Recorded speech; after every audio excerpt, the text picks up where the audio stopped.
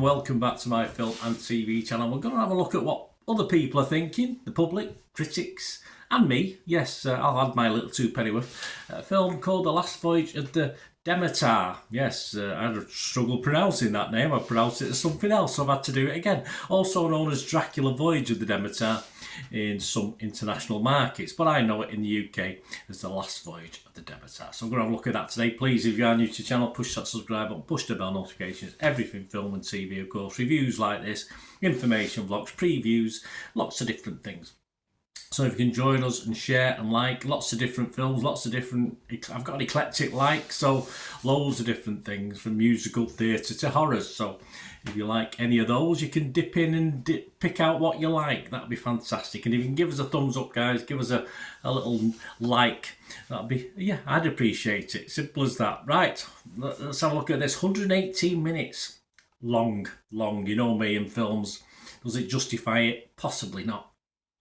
Classed as a supernatural horror film directed by Andrei Ovredal and written by Braga F. Schutt Jr. and Zach Olkowitz. Something like that. Anyway, my apologies. Adaptation of The Captain's Log, of course. Nothing to do with Star Trek, which I've just recently done a review on one of theirs. A chapter from the 1897 novel Dracula by Bram Stoker. I'll have to read that one day, or at least listen to it. I've never read or listened to the original. I do a lot of audio books these days. This stars Corey Hawkins, Aisling Franciosi, Liam Cunningham and David Datsmalkian. And as at the 15th of August 2023, 10 AM, as I'm recording this, these are what people are thinking, these are what the scores are on the doors. Yes, Rotten Tomatoes audience, they like it, 3.8 out of 5, 72% positivity. Internet Movie Database, 2.8k as far as reviews and scores, 2,800 and more. 6.5 out of 10, that's okay, that might drop a bit, say early doors, so that might drop. The plot follows the doomed crew of the merchant ship, the Demeter, led by Captain Elliot, who attempts to survive the treacherous ocean voyage from Transylvania. No spoiler alert in this, I think we more or less know what goes on, but there's a little bit of a twist at the end. To Transylvania to London while being stalked by a legendary vampire known only as Dracula. Released in the US on August the 11th and worldwide pretty much around about the same time. Rotten Tomatoes, what about the critics? 51% positivity, so they don't like it as much as the public. 132 critics, 67 fresh and 65 rotten, so almost split straight down the middle. Its average rating 5.7 out of 10. Rex Reed from The Observer said, "It's all vigorously detailed and hair-raisingly enhanced with extraordinarily computer-generated special effects." Rex watching the same film. No, it's not bad. It's not bad on that score, I'll admit. Matthew Jackson, AV Club, said, "It's not the best Dracula film you'll ever see. Certainly isn't, but it is chilling new spin on the character, and a Voyage horror fans will mostly be glad they took." Yes, I was looking forward to this. It's an interesting. I'm sure it's been done before, but I can't remember in my memory. So yes. It's just the execution, perhaps. Benjamin Lee from The Guardian said, "It's ultimately a doom voyage for the crew, for the audience, and for Universal's monster movie strategy at large." Okay, I think Benjamin, yeah, again, agree with a bit of that.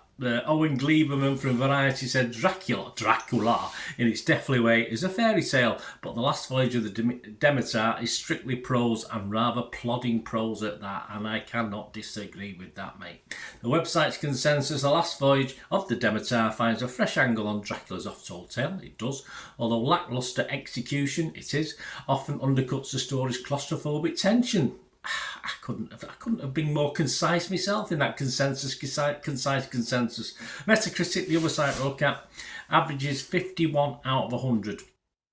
30 critics. Okay, 10 positive, 16 mixed, and 4 negative. So not too bad. It could have been worse. Slash Films Chris Evangelista give it 60 out of 100. He said simply, "I don't ever call this a memorable take on Dracula."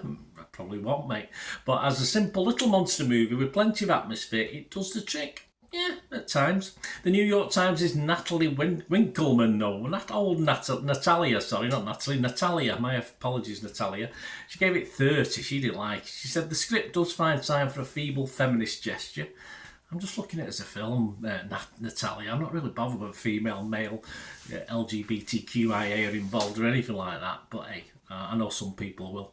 The story's sole woman can cock a rifle. Well, she can. And a monologue about racism. Well, we all need one of them. These efforts to update the tale are about as successful as those of the Sorry crew whose fates were written over a century ago. They were. But hey, you never know. It's an adaptation. We can always change the narrative, can't we?